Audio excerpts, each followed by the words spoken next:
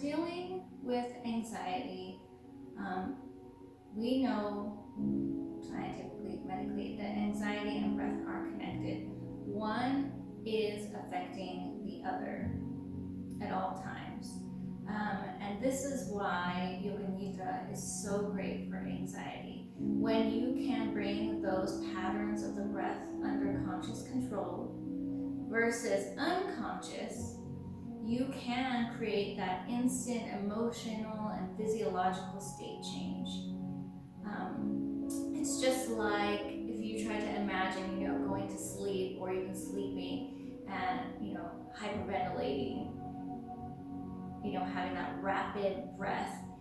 That's pretty impossible to do. There's no way that you're going to be able to sleep. Or just like, when you're upset or mad, taking those deep breaths does not come naturally. And, the idea of that happening automatically during those times seems kind of crazy because it just doesn't go hand in hand. And so when we can take that unconscious,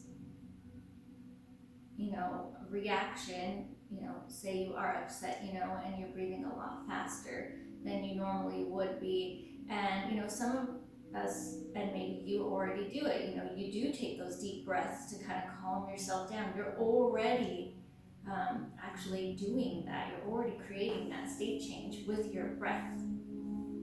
And when you begin to create, that state change, over time, you create these new neural pathways in your brain, and you're rewiring your brain to have different behaviors and different habits. And over time, luckily for you and for me, this becomes an automatic response. And you no longer have to tell yourself, I need to breathe right now. You'll automatically just instinctively do it. Just like driving a car, when you first learn to drive a car, you have to remember, put on my signal, I've got to, not mash down on the brakes, I've got to accelerate slowly, all these things that you're learning when you first drive a car for a while. And then now, look at when you drive a car, you can talk, you can probably text, you can, listen to the radio, you can take care of your screaming kids in the back, all while still driving safely, because it's now an automatic response. So you've created that neural pathway in your brain that knows exactly what to do. You could probably drive with your eyes closed. Don't try though. I don't recommend.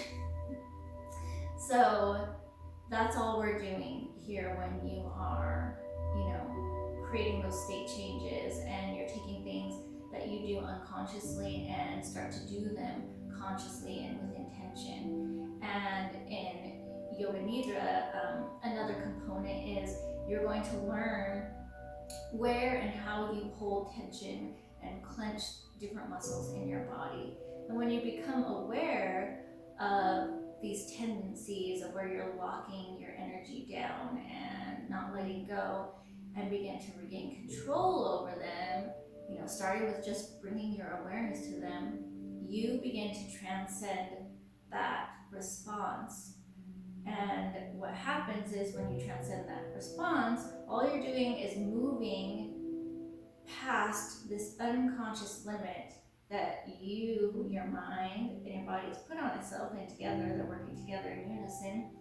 And you can start to bring your own conscious awareness to this habit, and then you're able to actually nip it right in the bud. And just like before with the breathing, the more that you're doing it, the more you're going to just have a response that's automatic and is more productive and healthy for you and your body and your goals. And then in the future, when that feeling of anger or sadness or pain or whatever comes up, you now have a choice to choose in that moment how you're going to respond, instead of choosing to just react like we all do automatically. That's just our automatic response is reaction. But there is another way, and the moment you start to build those connections and that foundation, you'll start to notice in those moments that all of a sudden a choice will come up for you that you can see. and that you can decide, oh, I'm going to be mad, oh, I'm going to be relaxed, oh, I'm going to let it go. You have the choice.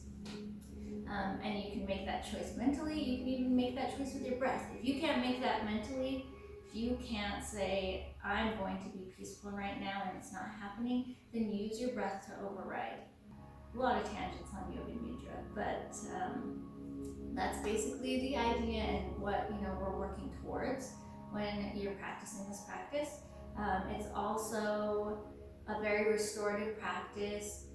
You're able to come into different states of sleep just like you would in a full night's sleep, but during this process that I walk you and guide you through, that you can actually reach these states of sleep where you will experience hours of rest in a very short amount of time when it comes to this practice, which is really, really, really awesome, because I know most of us feel plenty tired all the time.